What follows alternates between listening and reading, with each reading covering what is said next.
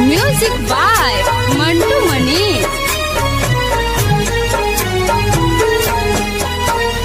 घाट सजैले देव झालर लगले तिबई सब बाड़ी जगले करता पुकार रथ चढ़ले तिबई सब बाड़ी जगले घाट सजैले देव झालर लगले तिबई सब बाड़ी जगले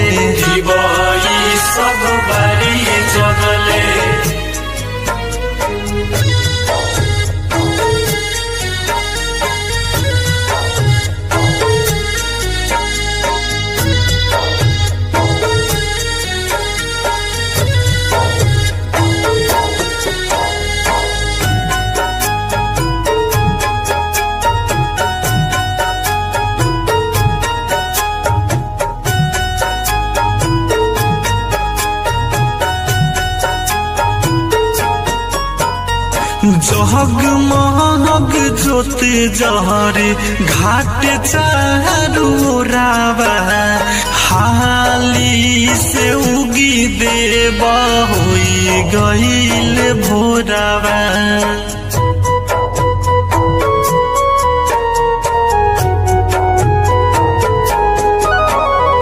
जगमग ज्योति जहरे घाट चारू रावा हाली से उगी देव होई गईले भोरावा।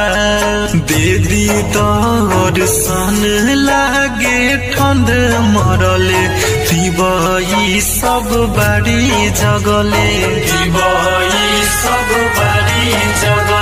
घाट सजैले देव झालर लगले तिबई सब बाड़ी जगले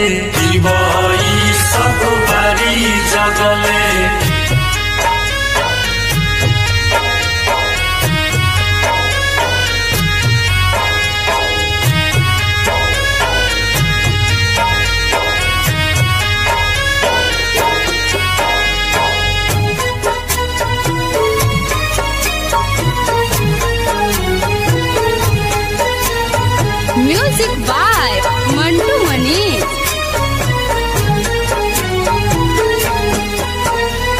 कोसिया दियरी देव नारियल बरखले पियरी पहिरी राउर बझखले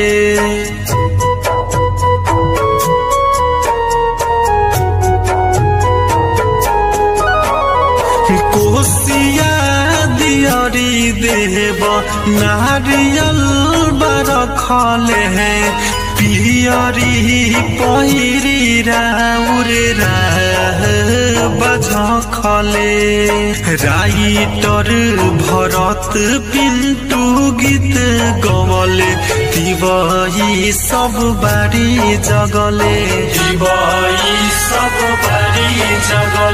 घाट सजैले देव झालर लगले तिबई सब बाड़ी जगले